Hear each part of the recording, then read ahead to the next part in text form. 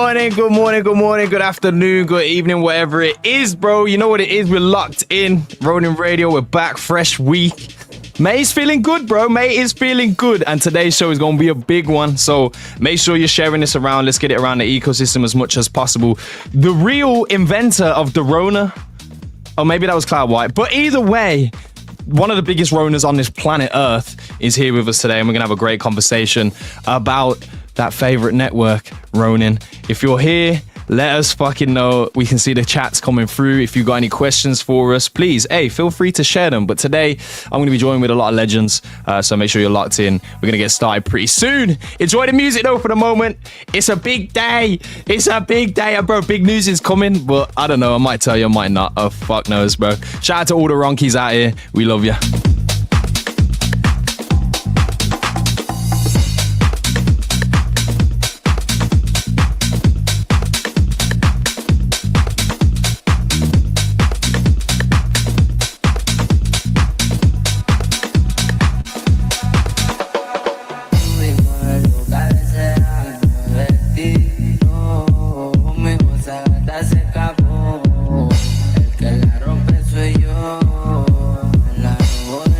Oh, and by the way, lads, we are so close to that 500 subscribers goal on YouTube. Remember, when that goal is met, a Ronke, actually 2 Ronke PFPs are going out to the community. And you can see Ronke's building, bro. We got some stuff to address on their side as well. So, yo, if you want yourself a Ronke, now's the time. Go ahead and subscribe to the YouTube channel. Let's fucking go.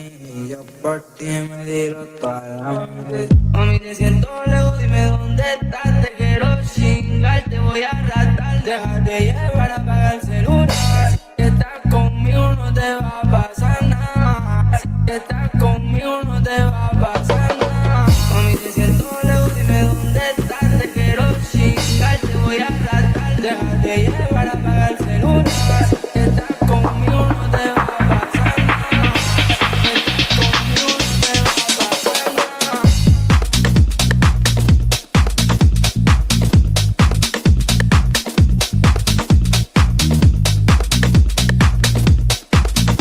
Yo, big shout out to one of our good friends. Yo, Robocop got married, man. Congratulations. Axie Weddings. I tell you now, there's going to be baby Ronin all over this planet soon.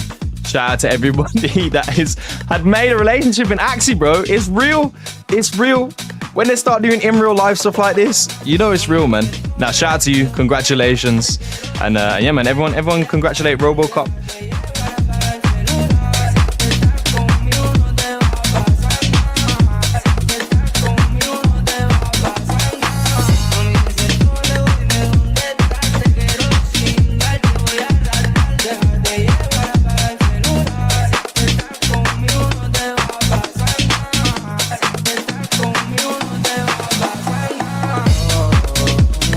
Okay, I think it's about time as ever to get started on today's show. Ladies and gentlemen, welcome to the Ronin Radio. Look, I got a bootleg ass camera on right now, but yo, you have to bear with me. I'm back in the USA next week, back in the home studio. So we might turn up that production. But for today, I'm more than excited to welcome a guest that I've probably longed to have on this show for the entirety of its existence. We are, kicking on 2 and a bit years, and we finally have that feature, bro. So I'm very, very excited for today. Axie Orr is in the building. And now, if you're in the Ronin ecosystem, there is no way you have not seen a bull post or some kind of post by this man. So today we're going to be able to look behind that Twitter profile, see more than just words on a screen, and actually hear from the man himself. Of course, joining me today is my 2 legendary friends, Mr. Stark and 1437. Let's just get them in the building. I'll turn on the music, because we're locked in now. We're locked in. Let me know in the chat if you're locked the fuck in, because it is time. Let's go. Let's bring everybody to the stage, bro. What are we saying? What are we saying, GM, bro? GM. Yo, Starks in the beautiful sunny Scotland. I don't know if you want to give everyone just a little glimpse right at the start. Okay. Right? Like a little. Let's look at this. A little something. Like, Yes. I'm in the north of Scotland, and there's not a single cloud in the sky. And there's about 4 caravans, 3 sheep, and 5 people up here. and about 2 bars of connection. No, I'm joking. It lagged once as the first time it's lagged. We should be good though. Stark's in the building. A shout out to you, bro. Yeah. Making Scotland sunny. Theben back. Yo, you're somewhere else too. You're in a different location. What's going on? Home, baby. You know how it Yeah. is. You know, it's different, right? The air is different. The environment's different. I got my office back now. You know, like I won't have babies running around everywhere. Hopefully, They might, you never know. They might come in. They Yeah, start hearing actually- Axie Or talk, and that's the man, bro. So, yeah, excited for today. I know you guys obviously clearly know who Axie Or is. Just wondering where's everyone's heads at the start of this conversation. Of course, you know, always having convos with people in the community is valuable, and being able to do that and have the communication, you know, amongst us is important. But I mean, I guess it's quite a broad question. But are there any expectations, aspirations for today's conversation? What do you think I mean, we should be doing?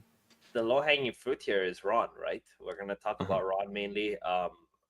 Axie Or is my Ron goat. Like he's the guy. Like if my best memory of Axie Or is that he's the guy who was bull posting Ron when it was at like 50, 40, 30, 20 cents, especially 20 cents. He was the number one advocate for Ron, and he was just going crazy. He was like, guys, this is gonna be the next biggest thing ever. And I think a lot of people really got behind that. And like, I think when we saw that trajectory of Ron going from like 20 to 40 cents and 60 cents and then back down to 40 and then keep climbing up. And like, he was honestly, for me at least, like one of the biggest catalysts, right? So I want to know, like, you know, where he got it from, like what he thinks. I would love to know from Axie Or as well. Does he look at the rest of the market as well, right? Or does is he really just like focused on Ronin Network?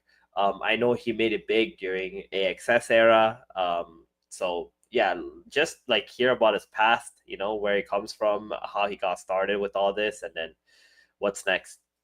Absolutely. Well, without further ado, we may as well bring the legend up to the stage. If I had clap sound effects, lads and ladies, I would play them right now. But put some claps in the chat for us. Welcome to the Ronin Radio, Axie Or, bro. Oh, it's long awaited. Look at that beautiful PFP. Welcome to the show, my friend. Thank you. This is, yeah, bro. This is the voice docs. You do realize that a lot of people, they don't. Yeah. I mean, to be fair, you made songs back in the day, right? I did. I've done one other one with Kagi as well. That was my first one. It was a couple years ago. Okay. It's kind of hidden. Nice. Yeah. Well, we pulled you out of retirement, bro, back in the field. Yeah, I mean, some of the points Theben was making, definitely a lot of interest around that. I think that's probably the best place to start. You know, like how does Axie Or become a thing? Like how does he come about? Like where does this all start from? Yeah. I guess it came from kind of a desire for financial independence at the beginning. You know, I was into saving money, into finding opportunities where there was growth, invested in the stock market, like Google, Facebook kind of companies, was focused on kind of companies with strong foundations that also had a growth element to them. And specifically, I worked a little bit in tech, so that was kind of my circle of competence. Yeah. So, you know, I was looking at those kind of like FANG stocks, invested in those for several years, and eventually stumbled upon crypto in 2017, found Bitcoin. You know, just went ahead and bought some of that and started wondering what can I do with Bitcoin, and you know, there really wasn't much. So next steps, bought Ethereum, and there were more experiments happening around Ethereum. There was a site, DApp Radar, and on DApp Radar, I found Axie Infinity. I was like, so what can I buy with my Ethereum? And that brought me into the Axie Infinity world.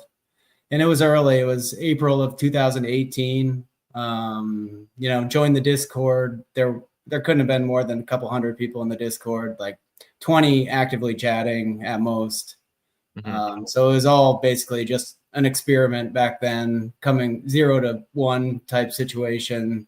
Yeah. The people who were creating it didn't even know really what it was. It was, you know, based on CryptoKitties, and they wanted to kind of bring CryptoKitties to the next level, but saw, you know, some passionate, intelligent driven, skilled people in there, kind of with like big dreams, and that's kind of where it all started.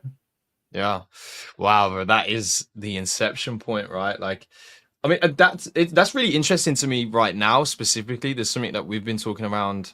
A lot of projects in this industry. I think because Axie has done so much, and then there's other projects and successful outcomes that have happened kind of since those times. Like a lot of people aspire and desire to have like this huge community on the offset.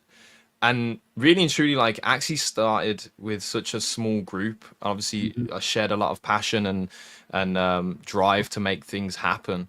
But like, how important was that phase? Like, did that phase for you like catalyze how you look at this industry now, and like the I guess confidence you have? Yeah, for sure. I mean, like the thing is, like nothing really happened for such a long time, and it felt like every day it would be like 1, 2, 5 people joining the Discord, and it was just small gains for such a long period of time. Kind of like it felt like it might never happen. And it kind of reminds me of like today's world where we got these new projects coming out. They got different designs, different economic elements, and there's all this experimentation going on, but there's a lot of optimism too around, eventually we'll find something that will work. And it's a group of people who believe in something that's not necessarily obvious yet. So it just like it's this long consolidation phase, and it feels like it happened, it was just straight. Let's just, so to start, Axies were just basically in a crate, and they were bobbing up and down on the screen, and they were in pre-sale, and you'd spend your Ethereum on them, and there were no really guarantees around what it was. You opened your crate, there was an Axie inside. Could have been an Aqua, could have been a Beast, could have been a plant, and you had a chance to get a Mystic, and no one really knew what that was. They knew it was just a capped supply, rare thing that eventually could do more or be more. Yeah. And as people spent their hard-earned money on that, the team's sights for creating something bigger also, they're like, all right, so we're gonna build a idle game. So before there was Axie Origins, you basically predetermined your move order, and it was kind of like a turn-based pre-combat. Like you wouldn't even pick your moves every round. Like the fight would just go on without you. You'd pick your moves from the onset, and it kind of reminds me a lot of these idle games now, like how you're arming your Valhalla warrior with certain items, and then you're just sending them off, or Ronin too. Like all these new things are kind of like giving me those same sort of vibes, where these sub communities inside of Ronin are starting to take root, and that's like, healthy though, right? Become something more. So like I think of Ronin as kind of like this big family, and we have like you fight with your brothers and your sisters, so you got all these like sub communities inside of Ronin that are starting to like, they get along with each other, but they also compete with each other, and they're challenging each other to become better and be more. So like, I don't know. I think there's no guarantees, right? But it's a place where it's an incubator for innovation. And now that the network's been opened up, we're seeing a lot of these smaller kind of guerrilla projects come in, and they don't need permission. They don't need to be told, yes, you can build on Ronin Network. They're just going ahead and building something, and the community can take that and run with it and build around it also. Absolutely. I have a thesis that style of development is like born of like the origin of what we exist in now, and it just naturally will be taken to much better, that approach. And like we've kind of seen in some ways like the blue chip IP come in, and like it ends up being quite a slow moving mechanism, or slow mechanisms that tend to lose interest, or people's hype drops off too quickly for anything to come to fruition. So really and truly, I want to say a big shout out as well, because the people that have been building on that basis, and the independent developers that are coming in and doing things right now, like it actually is so important, and it's actually what we need to see. We need the network, especially now that it's open, to start bearing fruit in this way, and it definitely has. There's been a lot of interesting stuff this week alone. Obviously, Bomberman happened last week with the NFT mint, sold out pretty quickly. Floor price nice and solid, way above. A lot of anticipation around that game. Again, an idle style game. And these are like scrappy developments that can lead to a lot of places. And the Ronin mining network, they're like the center point of all of these creative movements that are happening now. We have Ronin cars as well this week, and like we can go into more detail towards the end of the show and show some information if you guys want to get involved in that. But yeah, I really do like what I'm seeing with this. I did call them retarded a few weeks ago. I'm gonna rescind the comment. Yeah, I'm gonna retract it. All right, you guys are wrong-tarded. You're the perfect form of retards. All right, that's where I stand with it. Theban, I wonder, if we want to dive into maybe talking about the economical stance of a lot of things happening within Ronin, and see how you've been feeling about it all. Maybe like where you're at right now. It's been a tough time over the last month, but kind of what are the the lights at the end of the tunnels for us in this moment. You're muted, brother. Yes, he's back. All right. Well, we can see, in the global markets, things are starting to heal. The tariffs. That was actually a pretty nice event because it gave a lot of dip buying opportunities for a lot of people. Although, like people who are, who understood what Trump was doing, like they were like, yeah, this is just how he does business, right? This is like, and this shit's just gonna bounce right back, and all the FUD was like pretty much nonsensical. Like we pretty much got back everything that was given back. So, as for Ron though, Ron is still on the struggle bus for now. It did have a really nice bounce, but like if you compare the Ron to Ethereum chart, it's still a little bit weak. But that also means that when the narrative does come back to Ron, like it's gonna go bananas, right? So I feel like we're one catalyst away from like seeing all-time highs again. Whenever I look at Ron chart, whenever I look at like how price has been suppressed over the last couple of months, and we got a lot of new believers who have bought in, right? Like imagine all those people who buy in at like 47 cents, 50 cents, where it's been around those ranges for like I think 2 weeks or something, right? They're gonna be your next set of warriors going into battle for you, right? And this is very important for prices to retrace to these kind of places. And I have a lot of confidence nonetheless. I think in Ronin, it's just like one little thing, right? And I feel like we got more focus more on the right thing now, which is let's figure out a tokenomic or like some kind of use case for these tokens that we're launching that actually works within the Web3 space. And let's also build for the people that are already here so that other people who are already here want to be a part of it as well, instead of like building for the people who are just not here, right? I think those are like the important things. And once we figure that out, I don't know how long that will take, a couple months, a year, whatever it may be. My feeling is that's when we're really going to see a true bull run for Ron.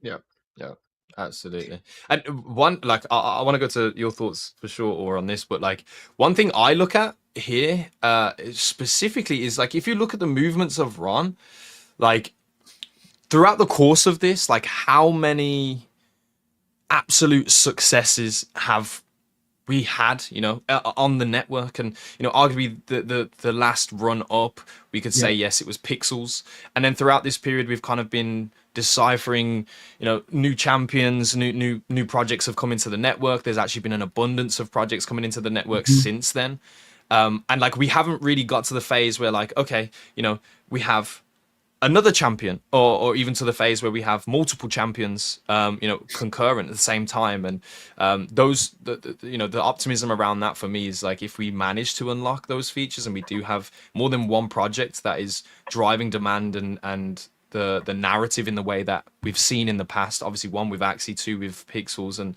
so on and so forth, that like it almost becomes an inevitability, and I don't like to use that word in this industry specifically, but like there's a lot of things that line up in terms of this being bottom line and an area of opportunity, right? Yep, for sure.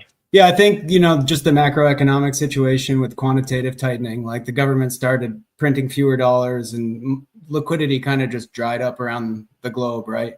And Ronin is kind of a growth stock / token, in my opinion. Like there's a lot of new supply coming out. Like it's going to get diluted in an environment where Bitcoin's taken kind of the lion's share of the liquidity. And a lot of altcoins have underperformed majors in this period here.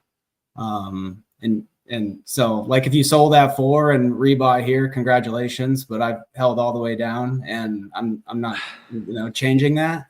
So what I've done is maintain my ownership percentage of Ronin. So like I'm happy about that. And I think when we go back into a quantitative easing environment where they're printing more dollars and there's just more money around the globe to invest in growth projects, I think as they continue to print, investors go from kind of like the least risky investment, which I think at this point in crypto is Bitcoin. Like everybody just kind of agrees that has a gold type value to it. And I think we've started to see just in the past couple of weeks, people starting to become a lot more bullish on Ethereum, Yes. just like, Days, I actually. wanted to find, what was that? Sorry, I missed that, even.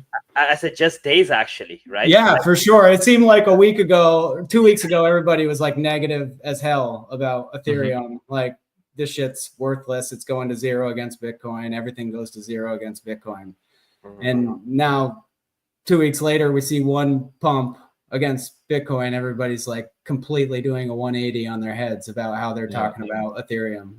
Don't you feel it's like the future this? of financial services, like the exact opposite of what they were saying 2 weeks ago. It's insane.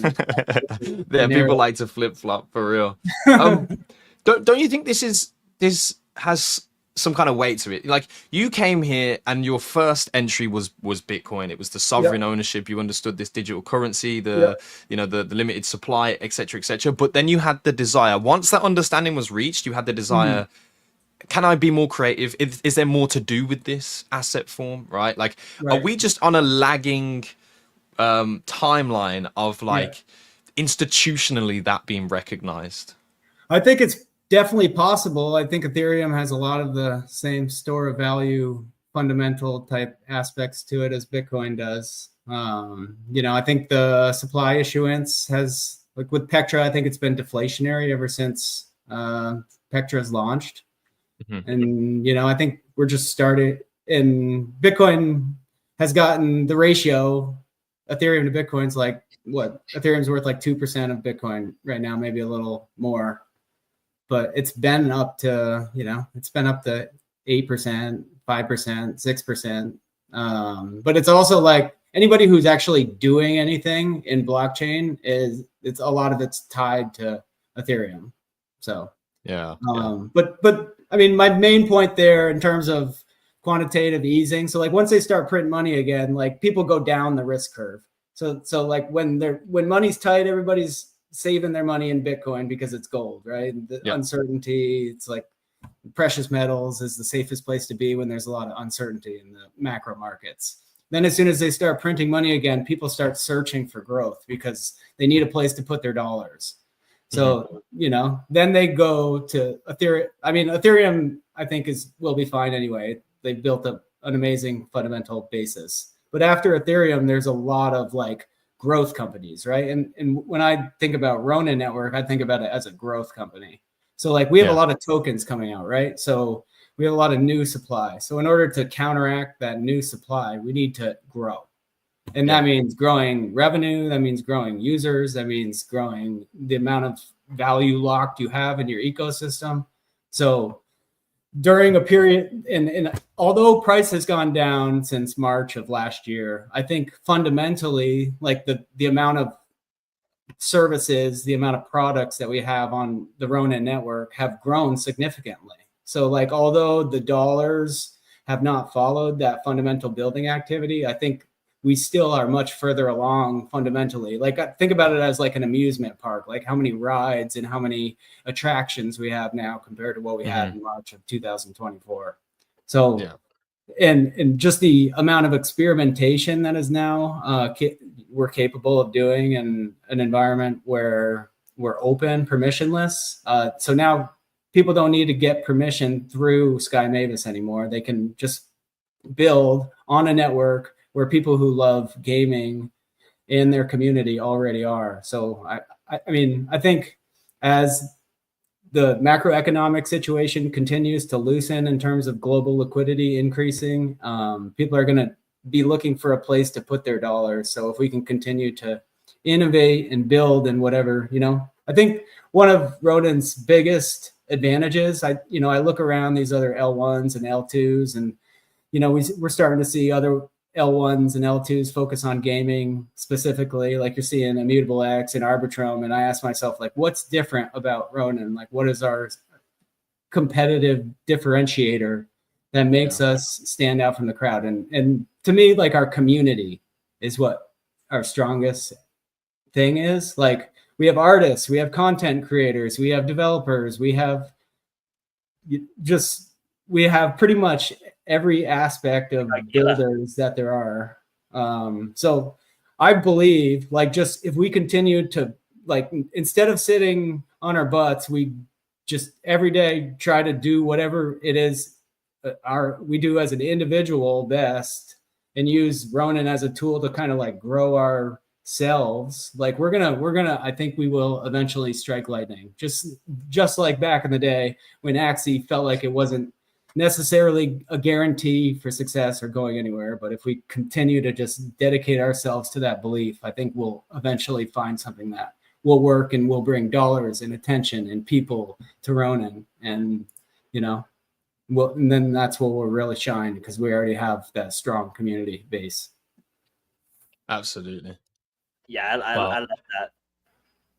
I'll say one thing, like, adding on to what you were talking about QT and stuff. I think just the end of QT can light the thing on fire. Like, people are so ready to go risk on again. Like, they've been sidelined for so long. Like, we saw this current pump in the market with BTC going up. Like, they want to get in, but there's no like pullbacks, right? There has been pullbacks. There's no opportunities for people to just like jump right back in. And I feel like we've left a lot of people behind. There's a lot of FOMO on the streets right now. So I'm really interested to see like how all this plays out. And I think it was Thursday. So when I got on my flight, the same day we saw BTC dominance peak at 65%. Yep. And then it started dumping, right? And that's when Ethereum started pumping, right? So in order for BTC dominance to dip, ETH needs to pump, and that's exactly what happened. And we saw the entire market just rally right behind Ethereum, and it's just so beautiful to see that. It is. Yeah, man.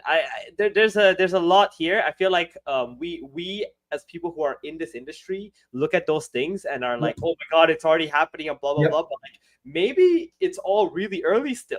Right? And the rest of the world hasn't actually seen all this yet. They just see like, maybe for them it just looks like an ant farm, right? But for us, it's like our entire world. But then like, when they decide that they want to be a part of it, I think all this could just explode. And like, I really don't want people to be sidelined when that actually happens, right? Like, everyone here, I feel like, has fought the good fight, and they've really been working hard towards like a common goal. And I would love to just see everybody win, man. That's for my sure. For sure. And I think a lot of people who have been farming like the airdrop opportunities, getting NFTs, getting on whitelists, have multiplied their RON, right? Like, a lot of people who have been involved and engaged have more RON than they had previously. Even if that RON is worth less in total than it was before, they have more, and they possibly have it staked. Like, so if they can continue to kind of dig into the environment, like, the biggest successes I have were being engaged during down periods, like you think it all just happened when things were going good, but really it was just being curious and willing to give yourself to it in periods when it was way more unsure. So, as Steven said, like in 17, like Bitcoin dominance tops out. 2021, Bitcoin dominance tops out. And I think just based on these 4-year cycles, it will repeat again where Bitcoin dominance tops out. Like Bitcoin has gone further compared to all the other things, like as far as it will go that cycle. So like you're saying, you're looking at Bitcoin, you're like, whoa, it's looking pretty expensive. And comparatively, everything else starts to look pretty cheap, you know? So then that risk kind of trickles down that curve and people are looking for opportunities. They're like, I missed the train on Bitcoin, so I'm going to go into Ethereum. And then Ethereum pumps and they're like, oh, I missed the train on Ethereum, so I'm going to go into these alts. So like, as long as we continue to build, you know, all these attractions and use cases and products and services for people that are truly like entertaining, valuable, potential for profit, all that stuff, like we are a good landing spot for a lot of users and liquidity. And, you know, as Jiho has said in the past too, like the gaming compared to say like shit coins or meme coins has a higher retention rate too. So like if we get some of these users, we can keep a lot of these users too, just based on the fact of that we're a little different than a lot of these other products and services and attractions. The experience, right? The experience, and I think we're growing ever closer to bettering that. I just wanted to add a little caveat. I don't know if you, can you hear me well? Yeah, we can. Let's go start. Just about when Or you were saying like how most people should have like more RON, even though it's worth less. Just adding a little caveat that like yes, if you take into account that it's in the form of NFTs sometimes. And like a good NFT, like the best NFT on a chain, I view as like a leverage form of that token. For sure. So like you look at Mokus that are like well above their mint cost in RON, but obviously down. Because I don't know what's RON was $2-3, but you know that when RON kicks off and they launch what they are going to launch over there, like those are things you want to hold on to if you want to have a leverage stake in RON. But then, where I think that's where added frustration comes in when people are more frustrated at the price action. It adds to the frustration when on top of that, they've used their hard-earned RON that was worth more onto things that have then dwindled to nothing. So I think that's where most of the pain comes from the community is the more so than just RON being down, because that, if you look at it objectively, is like a market-wide thing, but just I think where a lot of the frustration comes from the community is like investing in products that were supposed to be cherry picked for us all, and then either not being properly educated or informed about what that could mean if 95% of them failed. Right. Yeah. And it kind of reminds me of NFT season on Ethereum too. Like 2021, like a lot of our projects, a lot of PFP projects on Ethereum were like doing, basically they were a leveraged form of holding Ethereum, you know? And since then, a lot of them have kind of underperformed the token itself. But I think it's again, goes back to that sort of like trickle down, but some NFTs have done well too. So like, I don't know. I think a lot of it is in the design of the NFT itself and how it returns value to the user. And like, I don't know, like I also feel like you can't buy an NFT once and then expect passive value for the until the end of time. Also, you know, so, but I think there will be another NFT season too. Like, it's not going to be all NFTs, right? Like I think 95 to 99% of every category of everything will eventually fail. So like, it's just finding the teams and the projects where you really align and believe in what they're doing, you know, like, I don't know, just like the Ronki and the Ronin and how they're kind of like looping these value cycles back into the token. And like, instead of kind of like sucking money out of the system, they're pushing it back into the system to create this kind of like fire where it has like this, I don't know, but it creates that like excitement. It creates that belief amongst the community where they're like, this project is selfless. This project is really dedicated to making this coin go up. This project wants its holders and users to win instead of, you see some projects and you start to wonder if they're just extractors. Like, are they just using our liquidity to pull out so they can like live their like nice life off chain, So like these people who are truly committed to seeing their community and their users win, I think those are the types of projects and people that, will lead to something a lot bigger and better. Absolutely, 100%. I stand by that. And the way that the Ronin mining network is dominating, by the way, on Ronin Marketplace is pretty insane. So yeah, for sure. I miss that one, and I look at it every day, and I'm like, holy shit, this thing is awesome. Yeah, like, I mean, I you're don't the same, even right? completely You're saying understand it, but something new every day. Like building on the next thing, it's like, oh my god, another one! Like already, they just It's did true. that. It was supposed to have gone to 0 by now. Yeah, It 15 really million was. market cap. What? Yeah, What's that gonna facts. flip Ronin or what? It's not 50 million, right? It's like No, because they 15. burn. Yeah. It's hard. Yeah, it's on the metrics. It says 15, but there is obviously they have a burn rate as well. But I don't know where the lagging data is and what it's on specifically. But there definitely is an element of that. Yeah. I would just say that I think the reason why some of these things are being successful is because it's like a stripped down form of what people actually want out of Web3, right? And people like it's maybe, I don't know what's the word, cringe or whatever to say it, but like we're all in this because we're a bunch of like degens, degen gamblers, we just want to like we just want some gamified, GameFi, right? Like that's what we're really interested in. And a lot of these teams who are building, they think like it's not more than that, but they're like building for something that's for like 10 years down the road. Yeah, I think they're too fixated on the future idea of like, no, this is the gaming industry now. When it's not. Otherwise, gamers would already be here. Yeah. So I would say like the teams right now aren't even like I wouldn't even say they're wrong for what they're building, right? They're just skipping steps, and that's the biggest issue, right? And what we need right now is we need something that people would rather play than go trade tokens. That's what we actually need, because that's the kind of people that we have like in our industry at the moment. And like, and I mentioned this before, I mentioned this in front of Geos, I mentioned this in front of everyone else. It's like, instead of trying to go out and get new users, why don't we try to make users FOMO into what we're building, right? And make them come on their own accord, because then they're a lot more stickier than us going to pull teeth and like try to get these people into what we're building, and then like us like getting burned out doing that. And we said one of those factors was to make users that exist here now winners. What does that look like for you?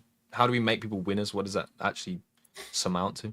Is that a question for R? That's a question for you, Theban, first, and then or if you have some accents on top. Like, but I want to know from your point.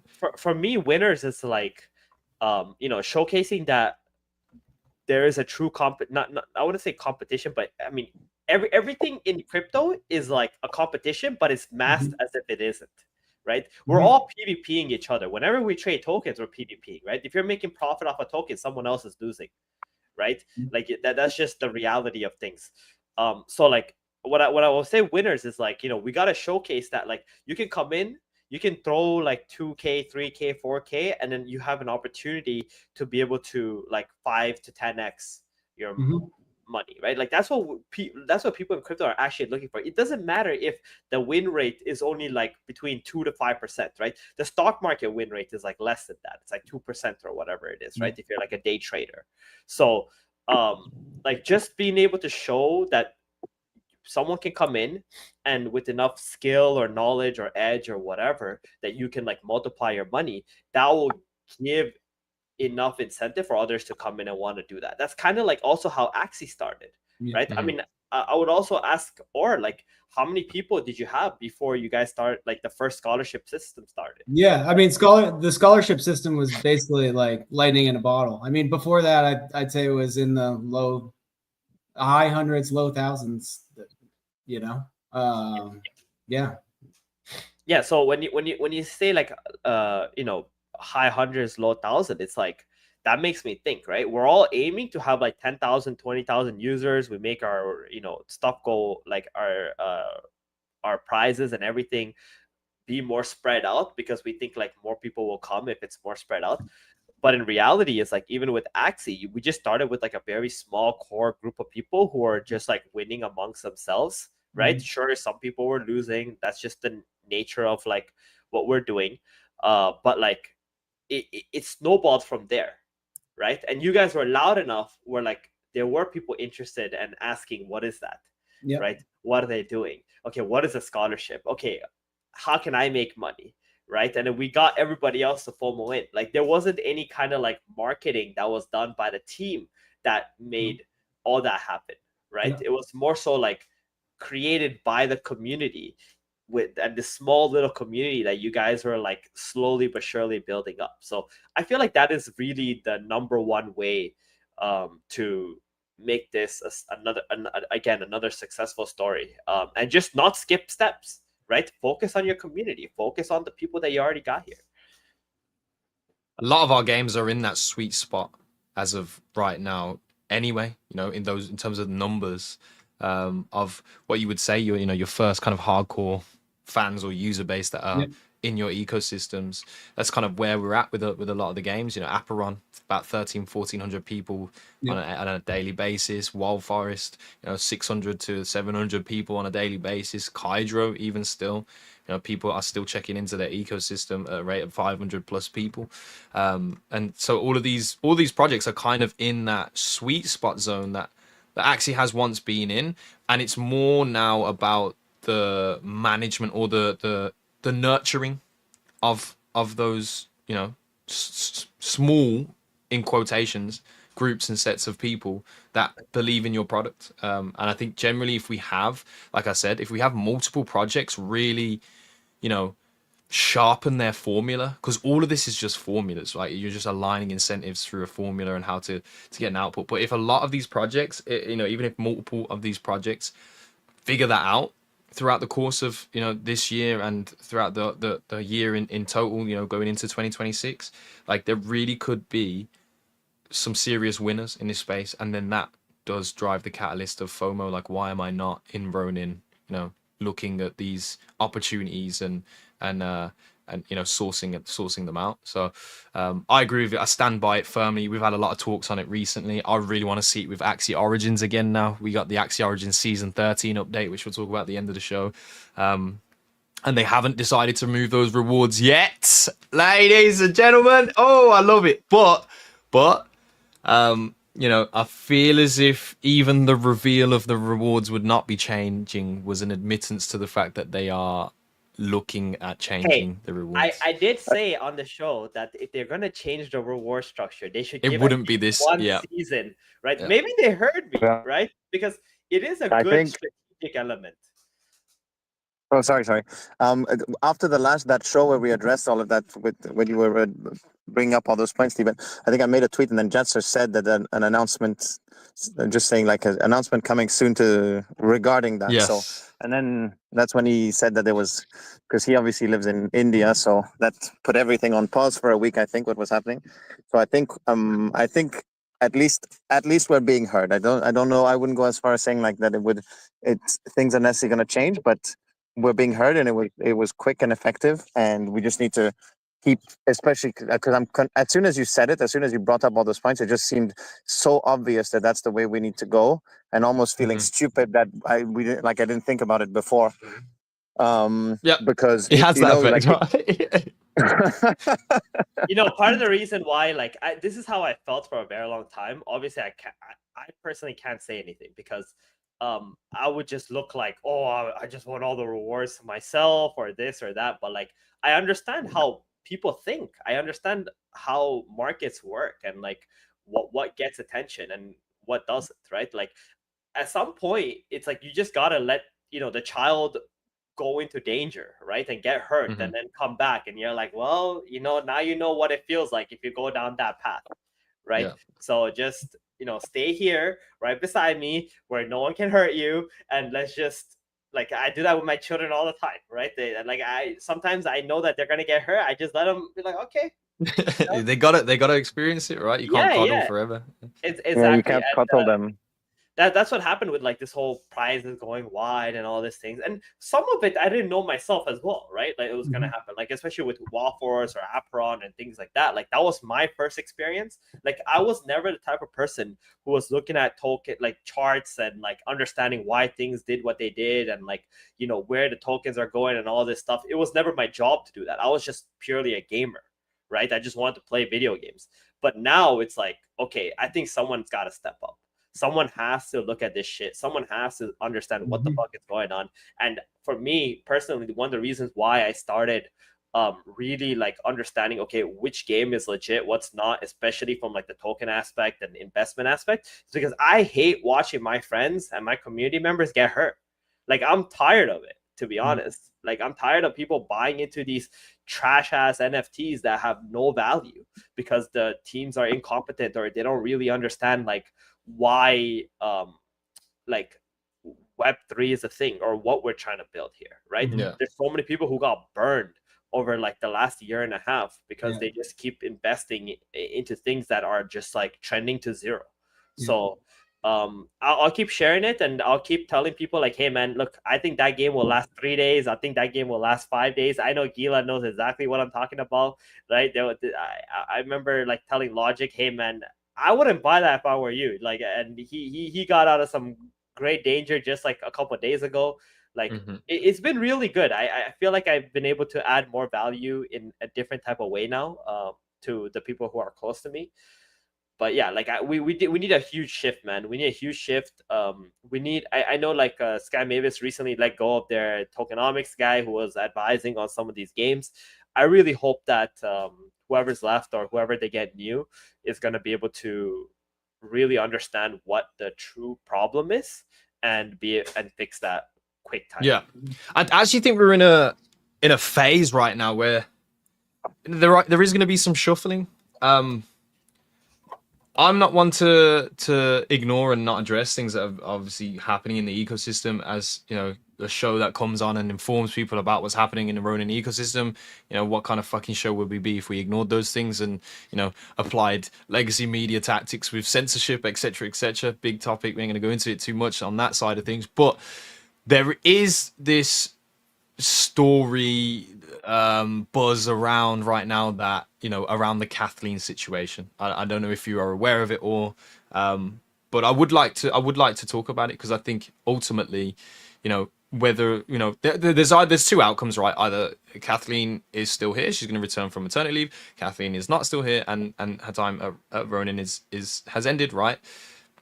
Either of those outcomes, I feel Ronin specifically has severely underperformed in the last few months. And granted, yes, if she's on maternity leave, then and of course, if your head of business development is not here, then your business development is probably going to be underperforming. But it has this year quite significantly, and I do think it's very important for the back end of this year, especially now with other things lining up, which are like macro elements and us getting into a better environment.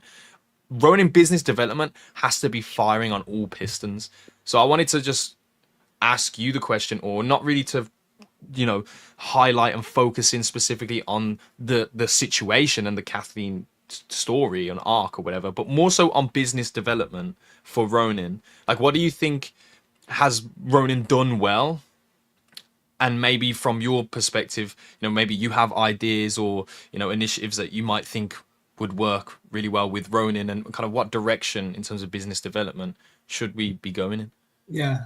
I mean, now we talk about like the optimal tokenomics, and I think Kathleen did an amazing job when we were closed, right? So we needed games.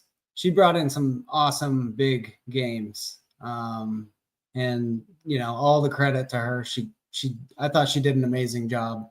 I don't know what her status is now, and I'm wishing her the best. I don't know what's going on, but now that we're open, I think just the way I've seen it, it's like it's your baby now. Like is kind of the messaging I've seen from Sky Mavis. Like, we need to take responsibility as token holders and owners of this network to make this network succeed. I think one thing that the team could do better is continue to reward people who are experimenting and building on Ronin.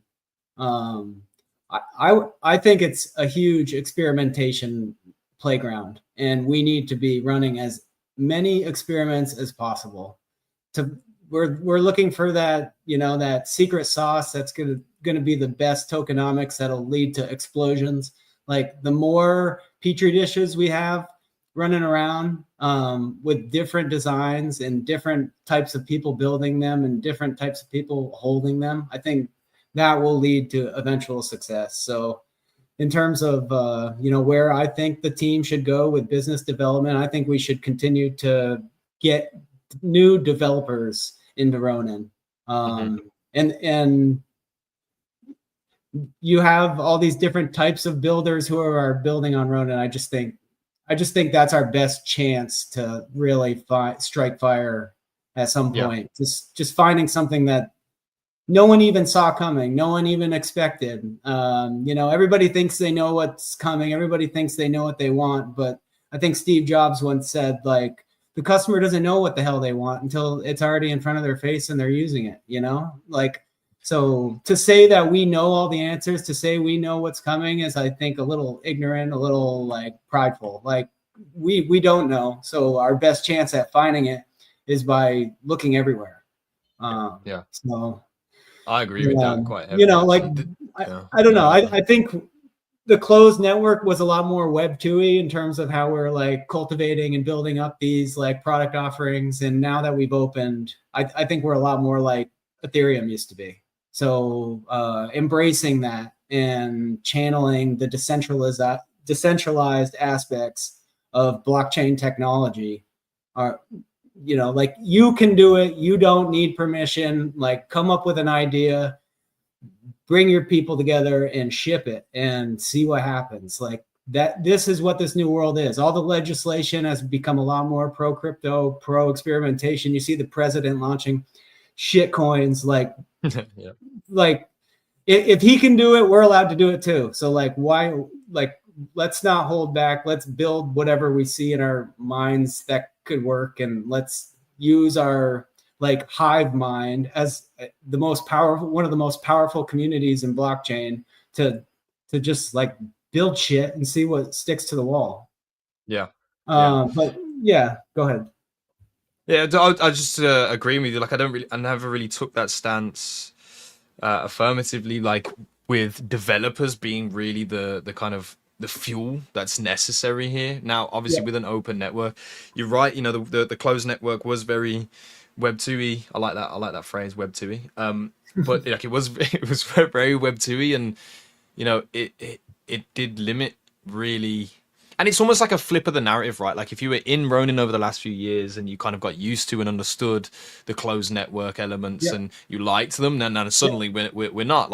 Do you feel disgruntled by that? But in terms of business development, to refocus on that, I think actually it is very right to focus on bringing developers into Ronin, giving them incentives to be here building on Ronin, instead of going for, which has been the play really, to kind of capture these large IPs, these big influential brands, because everyone was sitting here waiting for the Pokemon news and that happened on the Sui network, right? Or Sue network, bro. A fucking terrible name. But hey, listen, we've done our sessions on exploring Sui and we found out that they have a retarded Axie Infinity on there as well. So, greatness, imitation is always flattery. But the Pokemon news on Sui was that was the one thing at one point I feel like everybody was just waiting for. That would be it. That would make that would cut the mustard, right? We would fly if we had those type of announcements. And really the traction ability around that stuff is almost as, fickle as news is.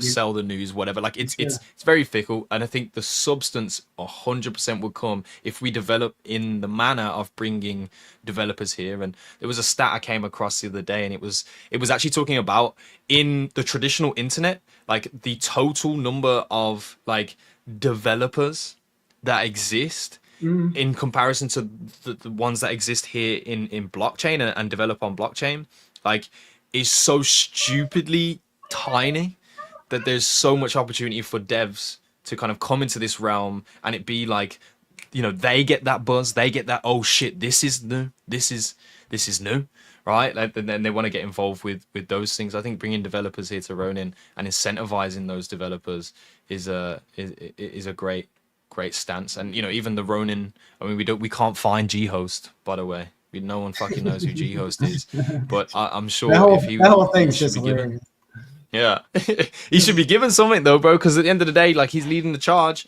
I want to see more of that. So yeah, well, I think the IPs are good, right? Like I think about a video game console and like the big titles on a video game console. So like on Sega you got Sonic, on Nintendo you got Mario. Like, so those IPs are powerful. Like Warren Buffett loved brands. Like, you see a brand, it reminds you of your childhood, nostalgia sells. Like, so that's one piece of the puzzle. But the tokenomics piece has not been, like, the optimal tokenomics has not been figured out yet. So if you have these kind of smaller teams running all these little experiments and one really lights fire, now one of those projects that has a powerful IP can integrate that fire's like design into their IP. So like, so we have these, like memory, these games that remind us of really good memories, like when we were kids of playing these games, like Ragnarok. I didn't know about it, but it was hugely popular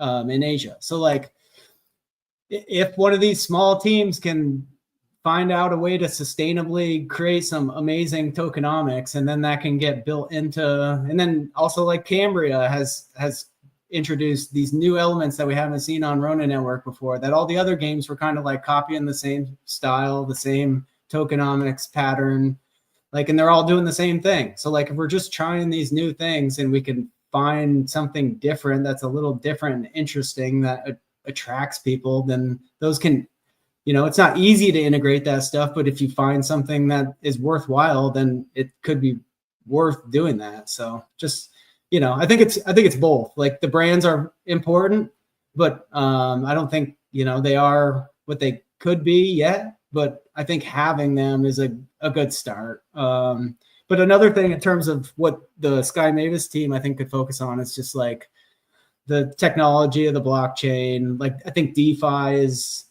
an opportunity. So like when I go to like the Ronin homepage, you see all these Compound came to Ronin, right? But when I go to like the landing page here, I don't see DeFi anywhere, right? Yeah. So if I'm like looking for a place to get a return on my USDC or my Ethereum, like, I'm not going to be like, if I look at this page, I'm not going to be doing that on Ronin. So like, a lot of people who came in during the Axie Infinity era, like, Ronin is their home blockchain. So they would, and with what was that DeFi solution that had an issue where they got drained? But now we have Compound, right? So like, if you were to get drained on Compound, Stark knows all about them. That's Stark. Metaland. Thank you. So like, that's kind of a black eye in our DeFi story, right? So I think we need to promote the fact that we have something like legitimate, and like, if a bank loses your money, they're going to reinstate you your money, right? But if Metalend isn't in a position to do that, then you're not going to be able to do that. But so I don't know. I'd put Compound on this front page, and I also wonder about like real world assets like Pokemon cards, and we had that period when we were selling like Ronin gear. Like, I think there's more opportunity. Like, you see Cloudwhite kind of pushing some of that stuff now, like, where this stuff needs to happen. Standing on your desk or on your wall at your office, like, people are going to ask you about it. So that's like just a way to start a conversation that's not digital. Bro, so, I still haven't got my hoodie yet. What? Oh boy! So fulfillment is another thing they can work on, and a few other items. Yeah, you're completely right. I think like a DeFi, especially, like, is so much further ahead in its tech than like GameFi is. Yeah. Right? And I think that's part of the reason why so many people are attracted to it. I think the tech that we have built so far is just like on certain sectors in Mhm. crypto is just way further ahead, and I think that's also part of the reason why people enjoy that. And like we can chalk up like the poor tokenomics and like how GameFi has done right now to like people not respecting like the tech, to be honest, right? Yeah. Like they're not respecting like what the blockchain is supposed to do for your Right. games, right? And what Yes. people actually want from the Right. blockchain and your games. And a lot of these teams, I swear to you, like I talked to a bunch of gaming teams, they have such massive egos, right? Now, to be Mhm. fair, without massive egos, you can't really build something, right? Yep. I wouldn't be like, oh yeah, okay, this guy is gonna build something. You need a massive ego, but at the same time, it's like they gotta respect the people who've been there for like 5, 7, whatever years, right? Yeah. Like in this Web3 industry. And when they suggest something, you gotta really think about it, because a lot of these gaming teams, like they're coming from like traditional Web2 markets. Mhm. And in Web2, it's like you have a pipeline and you just follow the pipeline. Like Yeah. they don't even make pivots. They don't even be like, oh yeah, we got to change this, blah, blah, blah. No, no. They have Mhm. a vision like that they wrote on a napkin or whatever from like 6 years ago, and they're going to execute that vision from that napkin. You know, that's how I feel like when I talk to a lot of these guys, and like they're happy to just bleed themselves to nothing, you know, Yeah. and they only pivot when they're about to die, Mhm. you know. So it's like Yep. it's really tough, and I feel like we're just really far behind when it comes to GameFi. And I'm not really sure who's gonna be the difference maker. One of these guys, like you said, like maybe it's the Ragnarok guys, right? Maybe Yeah. it's Entry. Yeah. But like still to this day, I still haven't found the white paper or the tokenomics or like the implementation that I like yet, right? I think Cambria did a good job with like the ticket system with the Yep. charters and everything, but I think there's still a lot of steps away from like making it a complete flywheel. Yeah. I think they're still going to have a lot of problems with the new players coming in, the mid-level players coming in, Mhm. and I think they're very hype driven because of their TGE as well, right? People feel that there's a lot of positive EV available just because they're farming TGE points, right? Mhm. Like where they're gonna get tokens. Yep. So I will keep my judgments for Cambria Yeah. until the TG is over, right? TG is over, first season after TG is over, then we can talk. Yeah. I mean, I do see a lot of like positive results around that kind of like edging TG. Like you see it all over the place, like points leading to engagement. Yeah, and the problem is like that engagement, you need to like somehow convert it into something sustainable, Right. right? Yeah. And And most of it isn't. Yeah. 99.9% of it is not. and the problem with TGEs and these kind of like P2As is like you have like a small, or you have like this bottlenecked like NFTs or assets or whatever it is that you need to use for the TGE to farm. And a Yep. lot of these people coming in to farm with TGEs, they're buying the tops, right? They're buying overpriced items and all this Mhm. and all. And then like once TGE comes and like their returns are not what they expect, and then slowly but surely they keep getting burned. TGE Yep. after TGE. And Yep. actually the ones who truly win during these TGEs are the bots who play for free, right? Because the For bots sure. are happy to make like $2-3 per account or whatever, and they'll make thousands of these, right? And then the teams go out and they say like, oh yeah, we got 100,000, 200,000, Yeah. 500,000 people playing our TGE Yeah. and like all this, or sorry, our P2As and all this and that. But in reality, again, like I talked about this before, they're just getting chopped down, right? Or like a few bucks here and there, and it's a real big problem. It's a real big Yes. problem. I want to see a game. The time that I'm going to become mega bullish on Web3 gaming is, especially like for the tokenomics side and all that, is when a game TGEs gets its dip, right? Where like Mhm. people sell all the TG all the P2A guys sell, and Mhm. then it just has an insane run after that, where it Yeah. just goes parabolic. The first game that does that, in my opinion, is going to be the successful game. Like, does Pixels have a chance of doing that? Like, they're kind of reinvented themselves. I see, like, their token went down forever, just like everybody else's token. But have they found a bottom? Are they in a potential position for that? I would say they did a good job at marketing their staking, right? Yep. And a lot of people, are like, yeah, this is good, and it's done pretty good during this run right now. But I still Yep. think it's too early to tell, right? Because like again, staking is like, kicking the it's just like delaying the inevitable, For sure. right? It's just trying to like stop the bleeding, right? No, Yep. if you had staking much earlier, you could have stopped the bleeding even faster, right?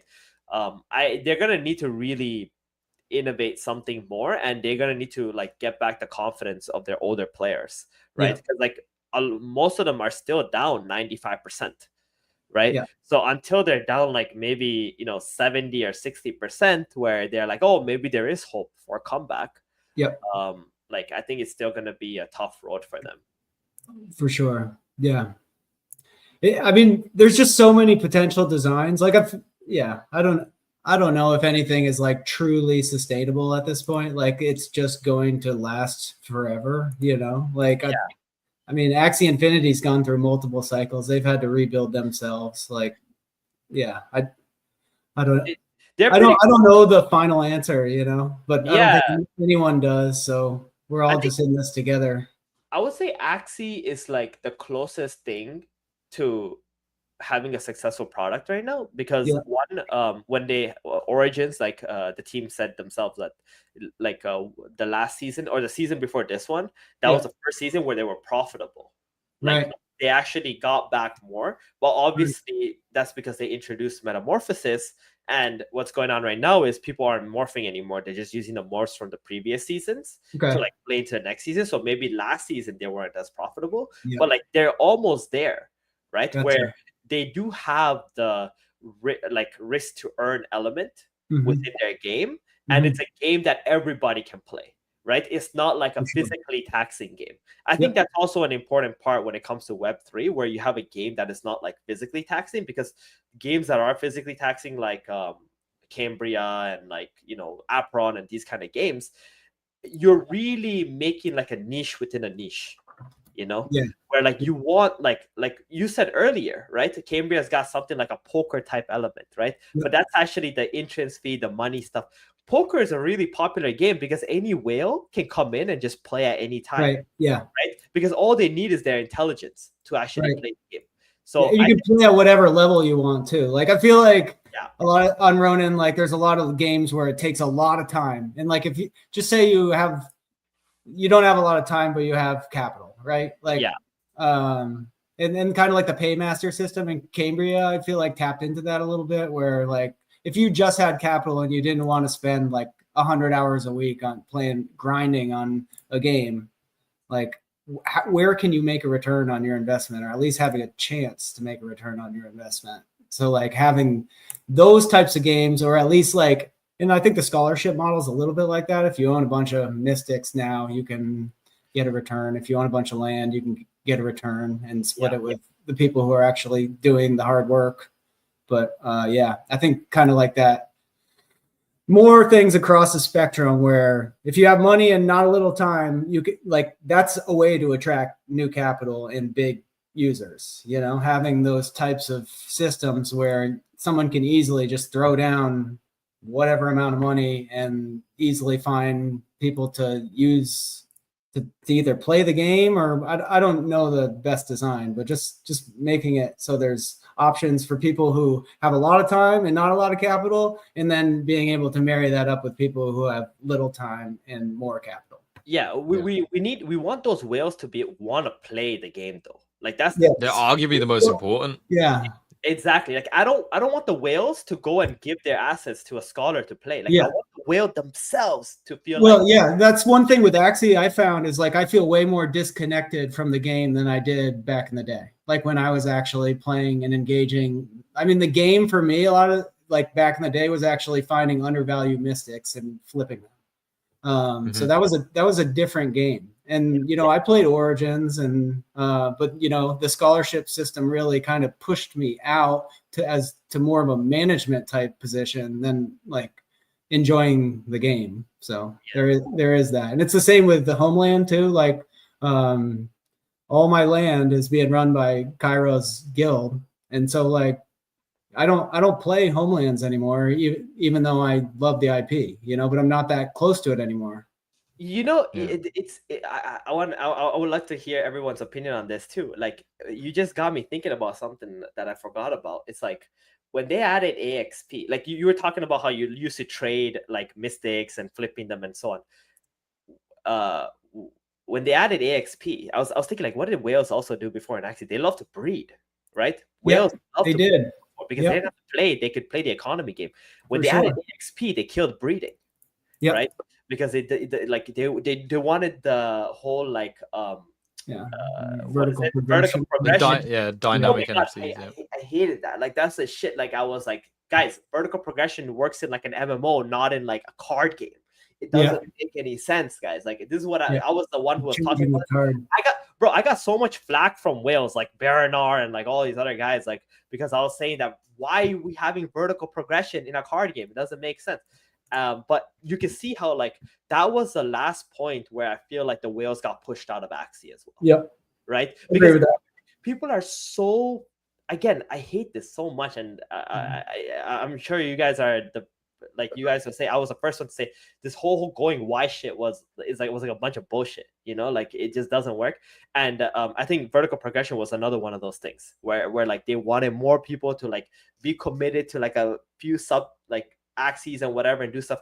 But again, we killed the economic loops that was like one of the last things that kept whales in. And Yeah. Stark was a breeder too. Stark was a huge breeder. Potato was a huge breeder, right? This guy made like millions like breeding.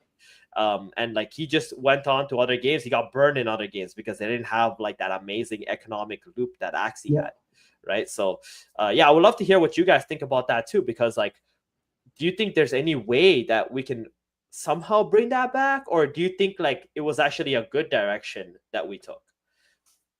Yeah. I think I'd like to hear from Stark because it Well, affects him directly as well. So I'd say it did put the final nail in the coffin for breeding, but it was already pretty much dead because of different things. And at the very least, I think Sky Mavis was for at least a year before AXP totally fine with the direction breeding and breeding dying was going. Like it was, I don't think it was not only not high ranked in their concerns, but not one of their concerns at all. And I don't know if there's a way to get that back apart from there's still that item in Axie Origins. If you click on your Axie, there's like that potion or something that says coming soon.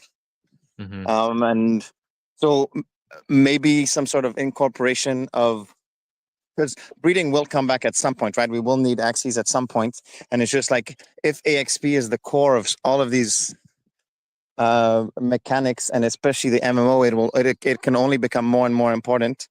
How will that mix together? Because if you need like 6 months to get an Axie to level 60, I don't know, maybe burning Axies with XP to do that. I don't know, and I don't know how that would work out. Yeah, but it's a super important point. I mean, I have the other end of the take. I mean, I'll go ahead and I'll come in afterwards. But yeah. Well, I was just gonna say it's crazy how like one decision can kind of lead you down a path, and like it's just the amount of impact that can have on your long-term direction. So like sometimes I wonder about the ability to like revert and go back or start over, or and this is kind of a tangent on what you guys are talking about, but just wondering about like like what if they just like rebirth like some sort of like clone and then start over, like, and then like you could create a new direction. It's almost like a hard fork of a project kind of design. But yeah, I mean, I think there's a lot of good things about the direction. I don't know. It's always a double-edged sword, and to be honest, like I'm not even as close in the games as I used to be, just because there's so much to pay attention to now. Like I'm just more like at the top level, thinking about like growth of the network instead of like, and that's kind of the game I'm playing now instead of the actual game. But yeah, Gila, you have some thought on this, or you? Yeah, like I come from like, I guess, consumer level, right? Like I'm a lot of the time I'm like the most ideal consumer for a lot of the content that comes out. For me personally, when AXP was announced, like, and then bearing in mind my journey throughout Axie, right? Like, I was never a breeder, never had the assets, never had the capital to be in a position of like the actual owner of all of the Axies that were being managed. I was managing, but they weren't my assets. So, like, when AXP came out, like the fact that breeding died didn't really bother me so much. And I think Stark is right that like we were on this pathway where the problem of supply inflation was larger than the necessity of that economical loop if they weighed those two things out. And obviously they made a decision. AXP itself, the dynamic aspects of the NFT is something I've always wanted because yes, an NFT, like for me, a lot of ownership with NFTs in some ways is like digital identity and representation. Not always, of course, there's loads of different classes of assets in the NFT form, but that was one of those that I assigned with Axie, right? Like the Joker being my alias and the PFP for so long and based brands and built business around, you know, that intellectual property. And so the dynamic aspects of you're actually becoming more and more with time and activity uniquely yours was something that I really like loved. When it first came around, I still do love the progression of AXP and like it gives a reason for on top of things like the bounty board to like be participating day in day out just at my level of ownership. Of course, I've not seen it from that perspective where it killed economical loops or you know, detached me a little bit further away from the games themselves. So hearing that it is, you know, and you realize it, you know, it's true. This is probably deterred whales that were probably on the fringe at that point. But I think that it's hard to know if it's a good decision or not because the MMO is not here, and I think largely the AXP decision ties in and integrates with the initial vision of what they want to be doing with this MMO, and it's not here yet, so we don't see how those things all plug together. Right, the puzzle isn't complete. So yeah, I was a big fan of AXP. I do like the dynamic aspects of the NFTs, the uniqueness of evolving them, and the journey of kind of playing with your axes. But it also sets an inequality when the MMO comes around because okay, well, MMO great product, it brings new users, inspires more people to come to the industry. Are they starting at level 0 with level 0 axes? How does that affect their journey? Does that affect them wanting to be here? Does that just create another economical loop where now AXP axes are the crown jewels, right? Like there are a lot of questions, but ultimately for me, from a personal perspective, you know, I'm a big fan of AXP and like the idea of evolving axes. So You want to hear my theory on what go I ahead. think? Like, okay, if I'm Sky Mavis, right? If I'm the product design guy or whatever, and I'm like thinking long term, right? I'm thinking like, how are we making this comeback happen, right? Because like I said before, only takes one game, only takes one catalyst. If one game succeeds, the whole industry goes on a run, right? Yep. So I think with Axis, what they're trying to do, and maybe this is like a multi-year plan. Like they knew that they were going to make this MMO, right? They knew that Origins was not the product that can go mainstream for them. So they wanted to make an MMO. It's easier with the economic stuff and everything. But they also knew that they have way too many axes than people need, right? And they can't just keep giving people more energy to play and blah, blah, blah, and whatever. So what they decided to do was, okay, let's try to decrease how many axes are out there, right? So we got the bounty board that's constantly releasing axes, right? We got releasing events like accessories and all this stuff that was releasing axes. And then now I feel like we pretty much are net negative in how many axes are made, right? I think more gets deleted every day than made. So when the MMO comes out, right, and let's say you actually need like 9 axes to play the game. Turn it back on.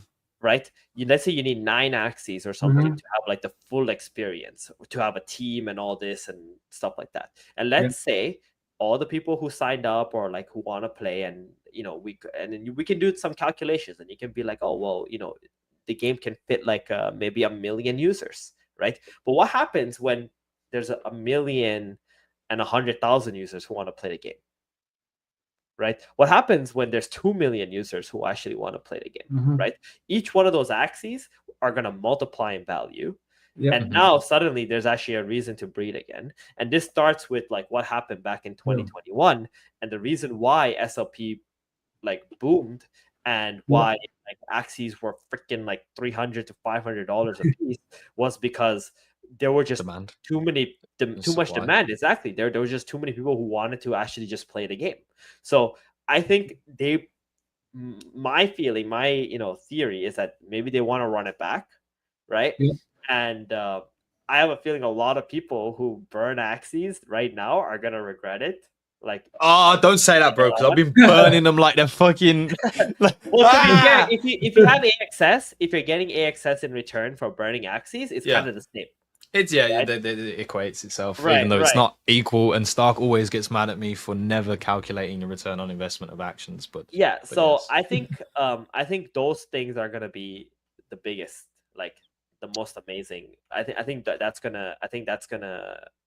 really gonna reignite. Like the only caveat here would be that the players don't come. Mhm.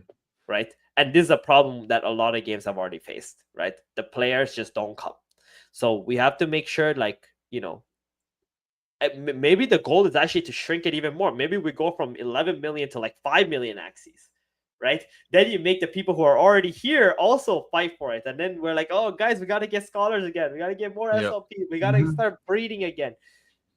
I think you can contract enough where like you have this explosive move again, like very similar to 2021. Well, take it as it is. I trust you to figure out a thesis that has such weight to it that genuinely could be the direction that we are moving towards. Atia's legacy is, we're expecting, they said the summer of this year, right? A play test of some sorts. So, we'll get maybe a glimpse into the experience, and maybe we can add some foundational supports to the thesis that you just stated. I mean, honestly, is that not a pretty picture, right? Like, it's not only as a reboot pretty this whole picture. process? It's not only a pretty picture. It's also probably the most. It's. I think that's what's happening too, in that sense, or at least that's how I'm acting. As in, like, I've released axes, but only the hybrid ones. Keeping, like, I think I value my zero breed axes more than my 4, 3, 4, 5, 6, because you can get mementos for them. I think that's what would make the most sense. I think the elephant in the room is how AXP. Like, how will that work with AXP and bridging the gap, especially when we remove the level 60 cap. It's only going to make that worse. So there's obviously solutions for that, whether it's releasing axes to get these to get potions, and to reconvert lower level axes quickly. And one sec. Out in the wilderness. Minivan just drove by me, so I don't know if you could hear that. But yeah, it's more about the AXP. Like, how does that fit in, and how does that, because it's, as you said, new players level 1, level 60, then it's going to be level 120, and it's obviously, that's where the beauty of the blockchain comes in, because these assets are tradable. You say a new player comes in, what are they supposed to do? Well, you're not in WoW or games like that where people have level 80 characters and you're coming in with a level 1 or whatever. Here you could just come in and buy high level axes. You can buy AXP potions, so it's more a question of balancing that so that it doesn't cost a new player too. Like, it's just a price barrier. And I feel also that they've installed enough levers, and they will keep installing new economical levers where that can be fiddled with, so that it's in a bracket, or like in a price bracket that makes sense. Yeah. Wow, there's a lot to look forward to be honest, and there's a lot riding on this game specifically, like a ton of pressure on one game. But if it was anybody, I'd expect it from Axie themselves, and obviously the team working there. And we already know all that focus and all of the effort right now, a lot of it is, I want to say all of it, but a huge amount of this effort is engineered and focused towards this MMO release. And I do think it is probably one of the biggest events in this industry over the next year and a half to happen, and we're already preempting it. So what a beautiful thing. I mean, we haven't really spoke too much to you about the MMO.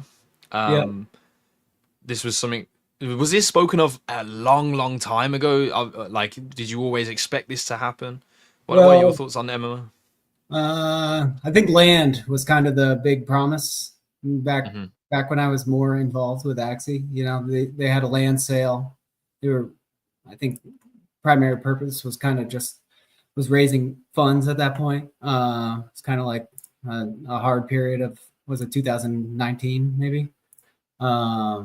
Yeah, but there, you know, so I think all the controversy around homelands and a lot of people being, you know, that product not really being what people were looking for. So it's kind of like a reinvention of homelands in a way. Yeah, so that's kind of my take on it. There was all that pushback with the homelands update when they put it on mobile, and We were people were down kind bad of at that a point. little I remember underwhelmed that. at that point. And the team came back with kind of a vision for a new product, and I think that's where Atia's legacy came from. Mhm. Yeah, but I mean the video looks awesome. It kind of reminds me of like a little like Mario Party, a little bit Zelda, like team There's a oriented good mini elements. games. There's a lot of good elements Yeah, already, yeah. for show and display.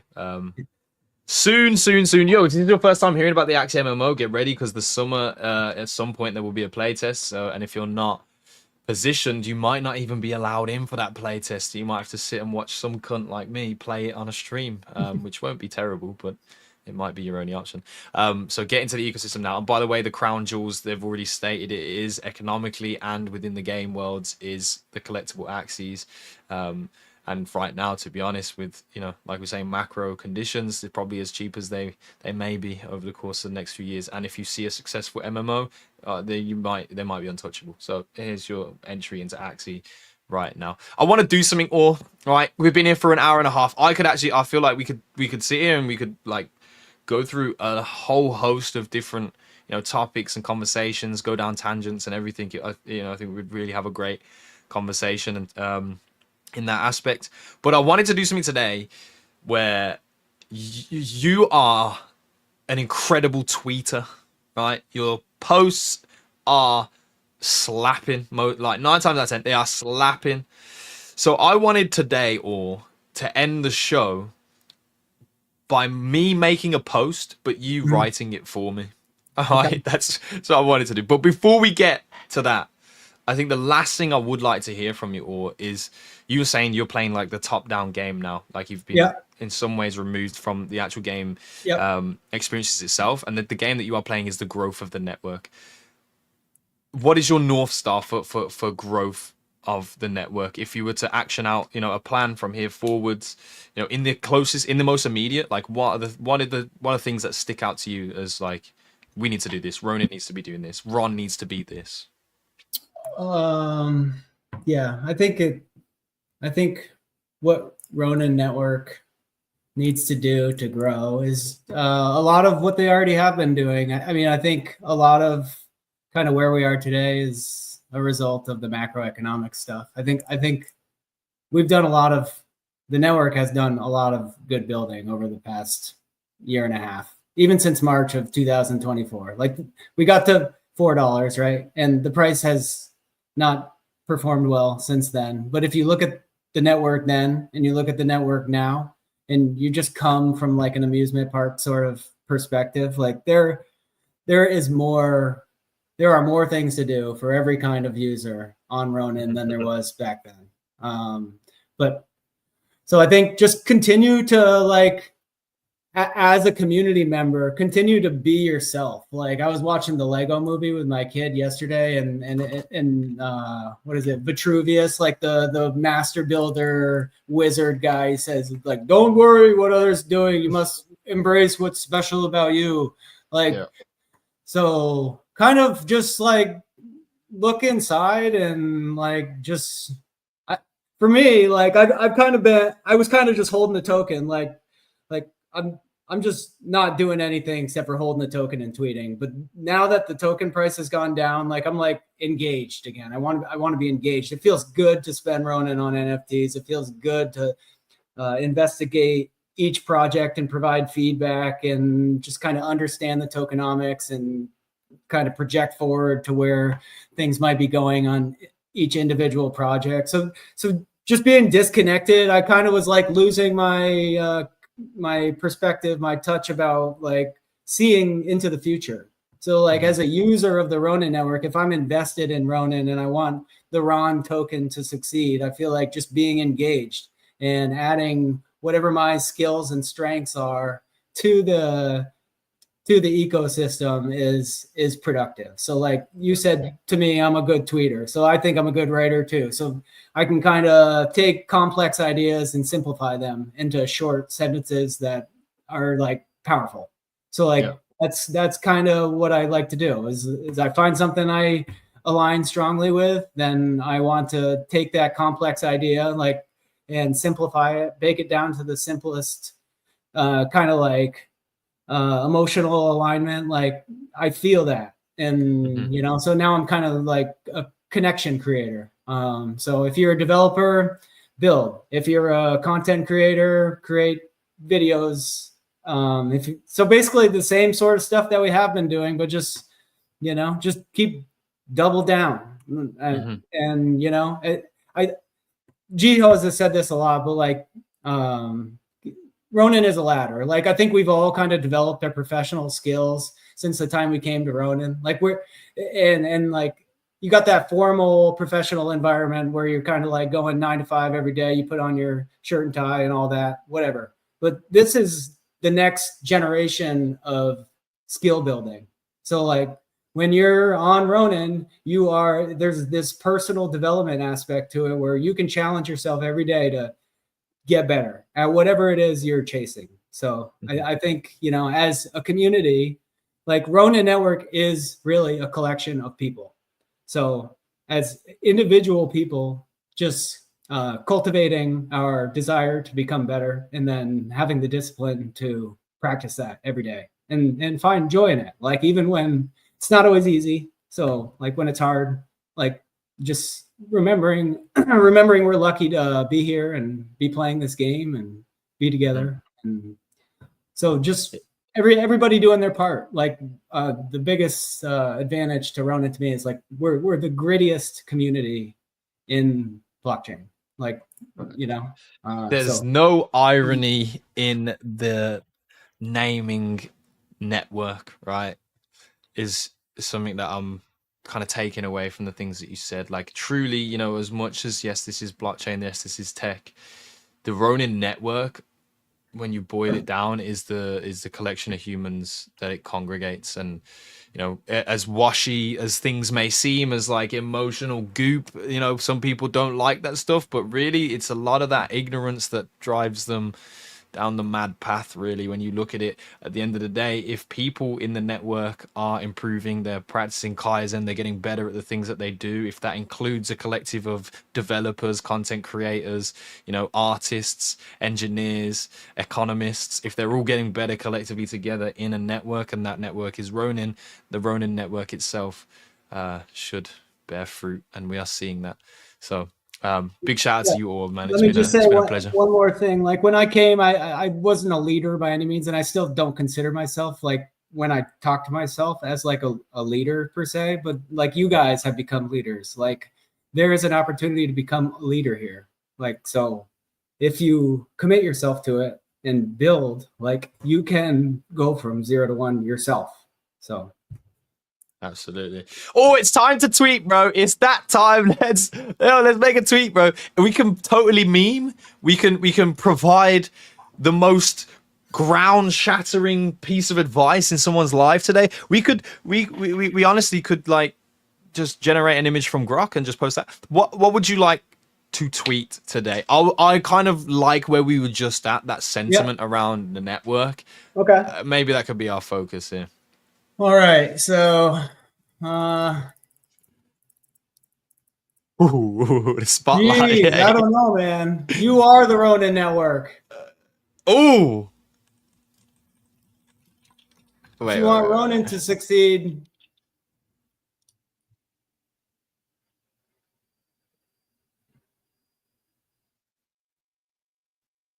do the things you would need to do for you to succeed.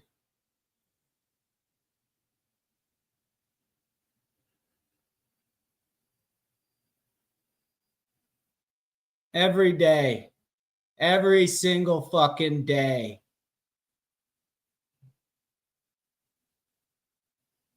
I think that's a fire in where we are. That's And then, pretty I'm fucking gonna, powerful. yeah, here we are.